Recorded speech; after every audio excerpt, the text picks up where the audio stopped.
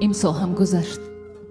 خیلی ها تاختند، خیلی ها باختند، خیلی ها سوختند، خیلی ها ساختند، خیلی ها نفس کشیدند و خیلی ها از نفس افتادند، خیلی ها آمدند و خیلی ها رفتند.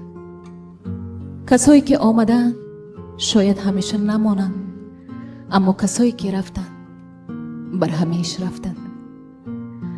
زندگی بسیار سخت است، اما گاهی به سختیش می ارزد. مهم نیست که دنیا بسیار نامرد است، مهم این است که ما مرد باشیم و قدر همدیگه خود بفهمیم، همدیگه خود دوست داشته باشیم. شاید فردای وجود نداشته باشد. آدمای زنده به گل و محبت نیاز دارند، مرده ها به فاتحه.